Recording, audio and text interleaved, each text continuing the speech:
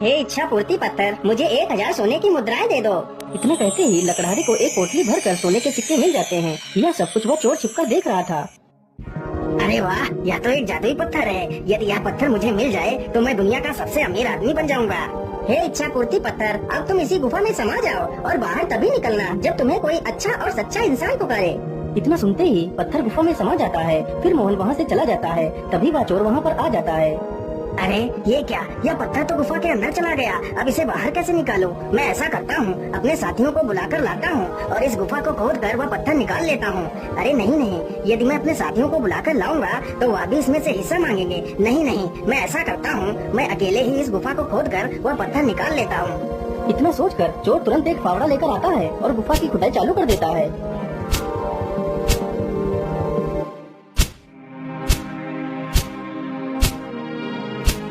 अरे बाप रे बाप, यह गुफा अकेले खोदना तो मेरे बस की बात नहीं है। मुझे कुछ ना कुछ तो युक्ति लगानी ही पड़ेगी। क्या करूं क्या करूं? हाँ, ये ठीक रहेगा। इतना सोचकर चोर तुरंत वहाँ से चला जाता है।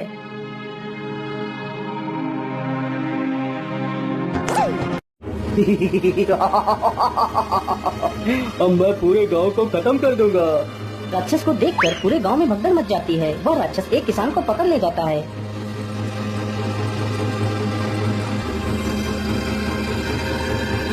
अरे ओ किसान, तुझे मार दूं या फिर तू जिंदा रहना चाहता है?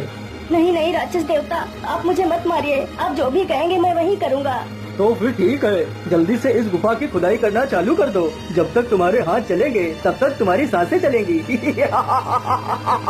किसान तुरंत ही गुफा की खुदाई करने लगता है। उस राक्षस के वेश में कोई और नहीं बल्कि वह चोर ही था। इसी प्रकार वह हर रोज गांव में राक्षस बनकर जाता और किसी न किसी व्यक्ति को उठाकर ले आता।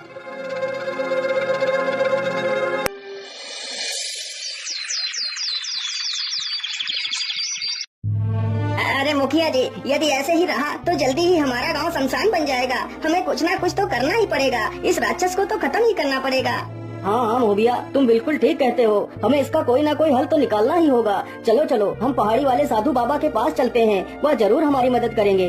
बाबा, आंखें खोलिए बाबा, हमारी मदद करिए बाबा। आप लोग कौन हैं और आप लोगों को क्या मदद चाहिए? फिर सारे गांव वाले उस साधु को सारी कहानी सुनाते हैं। आप लोग चिंता न करिए, वो राक्षस तुम्हारा कुछ नहीं बिगाड़ पाएगा। फिर साधु अपनी शक्ति से कुछ लाल रंग का पाउडर मंगवाता है। ये लीजिए मिर्ची पाउडर, और जब वह राक्षस तुम्हारे गांव में आए तो उसकी आंखों में ये पाउडर डाल देना। फिर वह राक्षस अपने वास्तविक रूप में आ जाएगा। फिर तुम लोग उसे आसानी से मजा चखा सकते हो। फिर सारे लोग साधु से मिर्ची पाउडर लेकर चले जाते हैं। जैसे ही रात होती है वह चोर फिर से राक्षस बनकर आता है।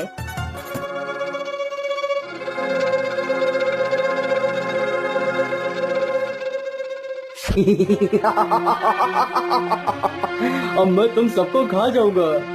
अरे दुष्ट राक्षस, तू हमें खाएगा? ये ले, पहले मिर्ची पाउडर खा।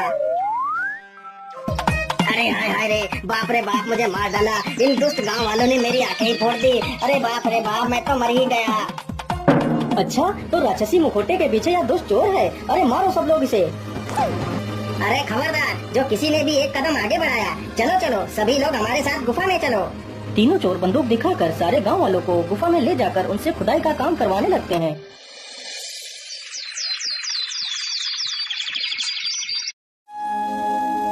अरे आज गांव में इतनी शांति क्यों है? गांव में तो एक भी आदमी दिखाई नहीं दे रहा। सारे गांव वाले जैसे गांव छोड़कर कहीं चले गए हों। कोई आसपास तो दिखाई भी नहीं दे रहा।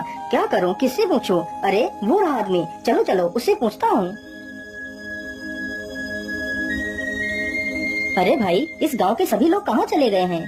अरे भैया, इस गांव में सिर्फ मैं ही बचा हूँ और बाकी सभी लोगों को वो चोर पकड़कर उस गुफा में ले गए हैं। अरे नहीं नहीं, तो इसका मतलब मेरे माता पिता भी उन चोरों के पास बंदी हैं। चलो चलो, मैं चलकर देखता हूँ। किशन जल्दी से पहाड़ी पर पहुँचता है और छिप कर देखता है। अरे मंगल, तुम चिंता मत करो, बस कुछ ही खुदाई बाकी है। फिर उसके बाद वह इच्छा पूर्ति पत्थर हमारे कब्जे में होगा। हम सभी लोग पूरी दुनिया पर राज करेंगे, राज। हाँ हाँ कल्लू, तुम बिल्कुल ठीक कहते हो। बस कुछ ही दिनों की तो बात है, फिर उसके बाद हमारी तो किस्मत चमकने वाली ही है। अरे ये लोग बार बार किस पत्थर की बात कर रहे हैं? मुझे लगता है ये लोग किसी चमत्कारी पत्थर की बात कर रहे हैं। चलो चलो, मैं साधु बाबा के पास जाता हूँ और उनसे इस चमत्कारी पत्थर के बारे में पूछता हूँ। किशन एक बहुत ही शरीफ तथा ईमानदार लड़का था। किशन बाबा के पास पहुँचकर सारी कहानी बाबा को सुनाता है। बेटा, वह एक इच्छा पूर्ति पत्थर है। वह पत्थर जिसके भी हाथ में आ जाए वह अपनी कोई भी इच्छा को पूरा करवा सकता है। लेकिन अब वह पत्थर गुफा में समा गया है। जब कोई नेक और शरीफ इंसान उस पत्थर को पुकारेगा तो वह पत्थर फिर से प्रकट हो जाएगा। बाबा, अब आप ही मेरी मदद कीजिए। मैं अपने माता पिता को कैसे बचाऊं? उन डाकुओं के पास तो हथियार हैं। भला मैं उनसे अपने माता पिता तथा अपने गांव के लोगों को कैसे बचा सकता हूं? पुत्र, तुम बहुत नेक दिल हो जो तुम सभी के बारे में सोचते हो। यदि तुम चाहो तो तुम सबकी जान बचा सकते हो। लेकिन वो कैसे बाबा? आप मुझे जल्दी से बताइए। फिर वह साधु किशन के कान में उस योजना को बताता है। योजना सुनकर किशन खुश हो जाता है और अकेले ही गुफा की तरफ चल देता है। अरे अरे, यह लड़का कौन है जो बिना किसी वजह के मुंह उठाकर इधर ही चला आ रहा है? अरे मगलू, आने दो, इसे आने दो। यह हमारे लिए एक नया नौकर आ रहा है। अरे लड़के, कौन है तू और यहाँ पर क्या करने आया है? मेरा नाम किशन है। तुमने मेरे माता पिता को बंदी बनाया है तथा मेरे गांव वालों को भी पकड़ रखा है। उन सभी को छोड़ दो।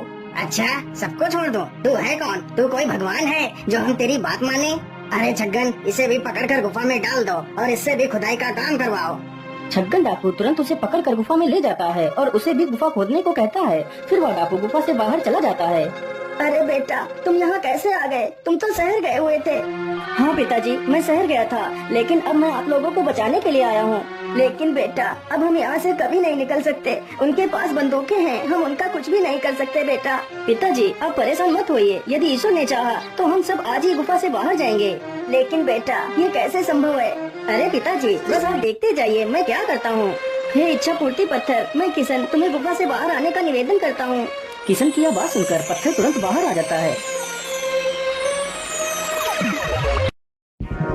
अरे वो लड़के, जल्दी से इस पत्थर को हमारे हवाले कर दो, नहीं तो मैं तुम सबको मार डालूंगा। हे इच्छा पूर्ति पत्थर, तुम इन सबकी बंदूकों को टेढ़ा कर दो। किशन के इतना बोलते ही सारे डाकुओं की बंदूकें टेढ़ी हो जाती हैं। अरे ये क्या हो गया? हमारी बंदूकें टेढ़ी कैसे हो गयी? हे इच्छा पूर्ति पत्थर, तुम इन सारे डाकुओं को उल्टे लटका दो। किशन के इतना बोलते ही सारे डाकू उल्टे लटक जाते हैं। अरे भैया, मुझे छोड़ दो, मुझे मत मारो। मैं तुम्हें इसके बदले बहुत सारा खजाना दे सकता हूँ। मुझे यह पत्थर नहीं चाहिए, तुम ही इस पत्थर को रख लो, मुझे छोड़ दो। हाँ हाँ, छोड़ देंगे, पहले तुम्हारी थोड़ी सी खातिरदारी तो कर लें। हे इच्छा पूर्ति पत्थर, तुम इन सभी के पिछवाड़े डंडे मार मार कर सुझा दो। फिर वह डंडे अपना काम शुरू कर देते हैं। अरे अरे भैया, मैं तो मर ही गया। अरे मेरे भैया, हमें छोड़ दो। बस करो भैया, अब हमें मत मारो, नहीं तो हम मर ही जाएंगे। आज के बाद हम कोई चोरी नहीं करेंगे, मुझे छोड़ दीजिए। हे इच्छा पूर्ति पत्थर, तुम इन सारे डंडों को रोक दो और इन सारे चोरों को नीचे उतार दो।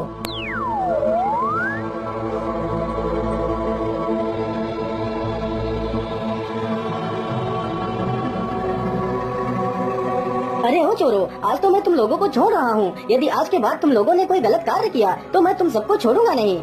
इतना सुनते ही सारे चोर भाग खड़े होते हैं। हे इच्छा पूर्ति पत्थर, अब तुम अपने सही स्थान पर चले जाओ जहाँ तुम्हें कोई भी ना पा सके।